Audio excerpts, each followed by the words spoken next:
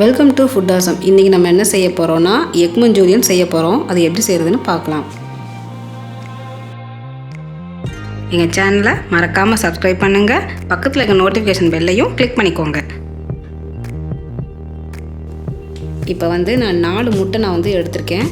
முட்டையை உடச்சி ஒரு பவுலில் நம்ம ஊற்றிக்கலாம். 4 முட்டையவும்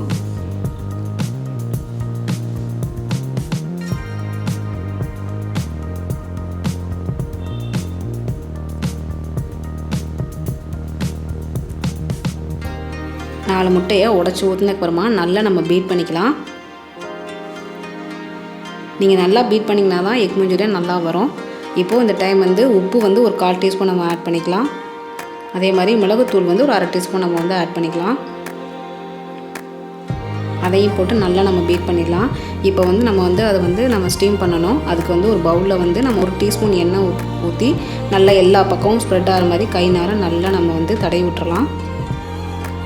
ஏன்னா அது ஒட்டாமல் வரும். அதுக்காக தான் நம்ம எண்ணெய் தடவுறோம். இப்போ பீட் பண்ண எக்கை அதில் நம்ம ஆட் பண்ணிடலாம்.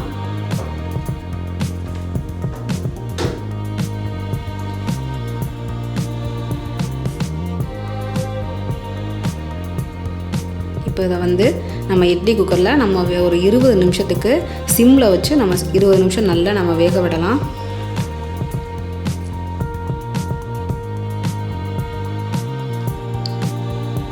பாருங்கள், நல்லா வெந்துருச்சு. இப்போ நம்ம தனியாக அதுக்கு ஒரு பேட்டரை ரெடி பண்ணணும். அதுக்கு என்னென்னா 1/4 கப் மைதா எடுத்துக்கலாம், 1/4 கப் கார்ன்ஃப்ளவர் எடுத்துக்கலாம். அதுக்கப்புறமா தனி மிளகாத்தூள் ஒரு 1/2 டீஸ்பூன் நம்ம எடுத்துக்கலாம்.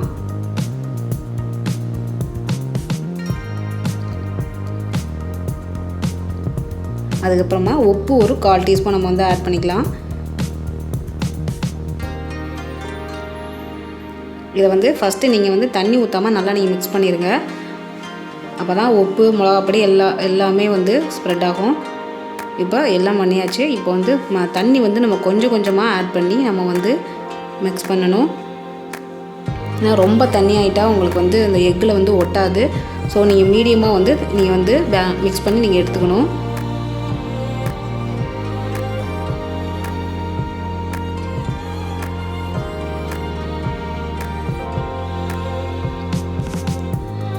இப்போது அது நம்ம எக்கு இந்த பவுல்லேருந்து எடுத்தாச்சு. இதை நமக்கு எந்த சைஸ் வேணுமோ அந்த சைஸ் நம்ம கட் பண்ணி எடுத்துக்கலாம்.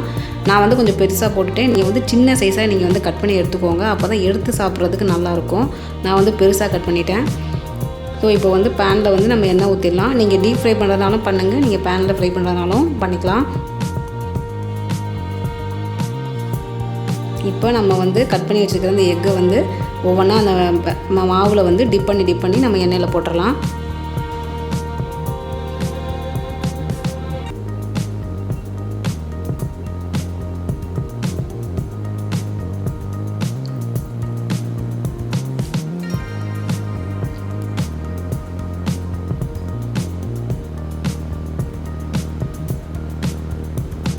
இப்போது ஒரு சைடு வெந்துருச்சு. இன்னொரு சைடு நம்ம திருப்பி போடலாம்.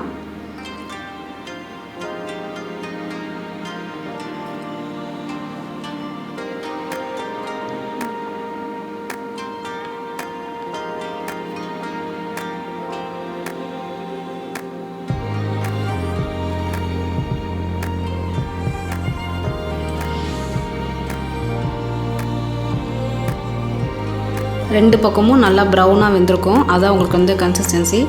ஸோ நீங்கள் அந்த அளவுக்கு நீங்கள் சிம்லேயே வச்சு நல்லா 2 பக்கமும் நீங்கள் ஃப்ரை பண்ணி எடுத்துக்கோங்க.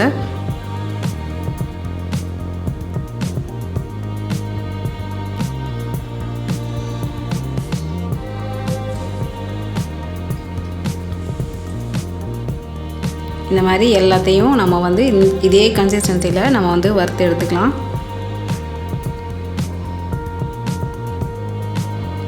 இப்போ எல்லாத்தையுமே நம்ம வறுத்து எடுத்தாச்சு. இப்போ நம்ம தேவையான அந்த மஞ்சூரியனுக்கு தேவையான பொருள்லாம் நம்ம போடலாம். 1 டேபிள் ஸ்பூன் எண்ணெய் ஊற்றிக்கலாம் பேனில். எண்ணெய் நல்லா காஞ்சதுக்கப்புறமா இஞ்சி நைஸாக நறுக்குனது ஒரு 1/2 டீஸ்பூன் நம்ம சேர்த்துக்கலாம். அதை எண்ணெயில் நல்லா நீங்கள் வதக்கிடுங்க. அதுக்கப்புறமா ஒரே ஒரு மீடியம் சைஸ் ஆனியன் நான் கட் பண்ணி வச்சுருக்கேன். அதையும் நீங்கள் இதில் ஆட் பண்ணிடலாம்.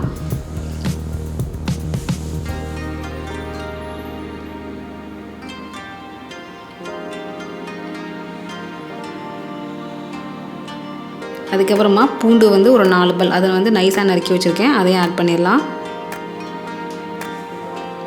அதுக்கப்புறமா குடமிளகா ஒன்று மீடியம் சைஸ் அதை வந்து நல்லா நைஸாக நறுக்கி கட் பண்ணி வச்சுருக்கேன் நீளமாக, அதையும் ஆட் பண்ணிடலாம்.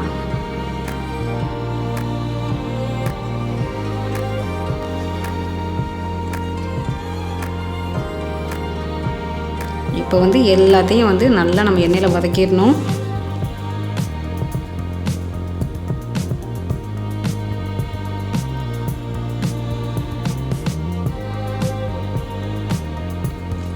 இப்போது எல்லா பொருளும் வதங்கியாச்சு. இந்த டைம் வந்து நம்ம தனி மிளகாத்தூள் ஒரு 1/2 டீஸ்பூன் நம்ம வந்து ஆட் பண்ணிக்கலாம். அதுக்கப்புறமா வினிகர் வந்து 1 டீஸ்பூன் நம்ம வந்து ஆட் பண்ணிக்கலாம்.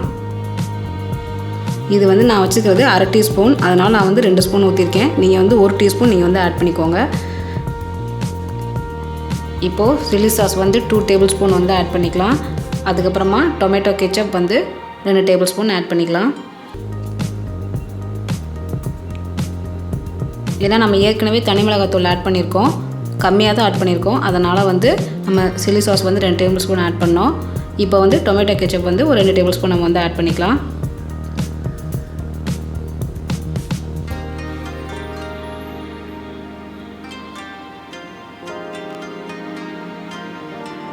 இப்போது சோயா சாஸ் வந்து 1 டேபிள் ஸ்பூனை வந்து ஆட் பண்ணியிருக்கேன்.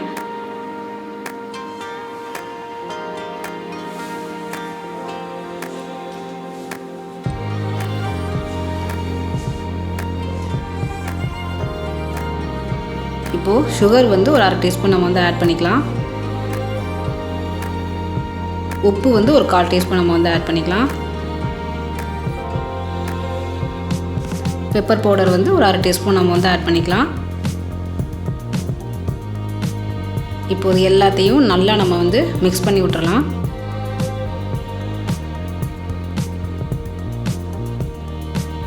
இப்போ உங்களுக்கு வந்து ட்ரையாக வேணும்னா நீங்கள் வந்து தண்ணி ஆட் பண்ண வேண்டாம். நீங்கள் வந்து கிரேவி மாதிரி வேணும்னா நல்லா சாஸ் எல்லாம் மிக்ஸ் பண்ணதுக்கப்புறமா ஒரு பவுலில் வந்து கார்ன்ஃப்ளவர் போட்டு அது கொஞ்சமாக தண்ணி ஊற்றி நல்லா மிக்ஸ் பண்ணி நீங்கள் வந்து கலந்துட்டிங்கன்னா உங்களுக்கு வந்து கிரேவி மாதிரி கிடைக்கும். இப்போது நம்ம 2 டேபிள் ஸ்பூன் தண்ணி ஊற்றி நல்லா நம்ம வந்து மிக்ஸ் பண்ணிடலாம். இது எதுக்காகனா நம்ம போடுற அந்த எக்கோட நல்லா அந்த கிரேவி வந்து மிக்ஸ் ஆகிறதுக்காக. இப்போ எல்லாம் ரெடி ஆகிடுச்சு. இந்த டைம் வந்து நம்ம ஸ்ப்ரிங் ஆனியன் வந்து ஒரு 1/2 கப் நான் வச்சுருக்கேன், அதை வந்து ஆட் பண்ணிடலாம். இப்போது சாஸ் வந்து தயாராகிடுச்சு. இப்போ வந்து நம்ம வறுத்து வச்சுருக்கிற எக்கை வந்து நம்ம இதில் ஆட் பண்ணிடலாம்.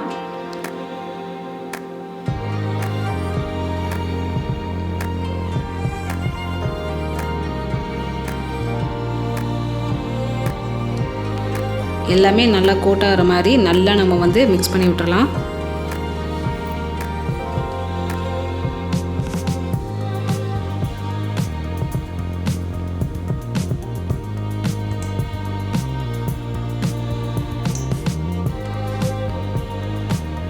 இப்போது நம்ம மிக்ஸ் பண்ணதுக்கப்புறமா ஒரு நிமிஷம் வந்து நம்ம சிம்லேயே அப்படியே வச்சுருக்கணும். இப்போ பாருங்கள் நல்லா வந்து எல்லாமே கோட்டாகி எக்கோட சூப்பராக வந்திருக்கு. இப்போ நமக்கு சூப்பரான எக் மஞ்சூரியன் தயாராகிடுச்சு. இதை நீங்கள் உங்கள் வீட்டில் நீங்கள் ட்ரை பண்ணி பாருங்கள். செஞ்சு பார்த்து எனக்கு கமெண்ட் பண்ணுங்கள். இந்த வீடியோ பிடிச்சிருந்ததுன்னா உங்கள் ஃப்ரெண்ட்ஸுக்கு ஷேர் பண்ணுங்கள், லைக் பண்ணுங்கள். நன்றி.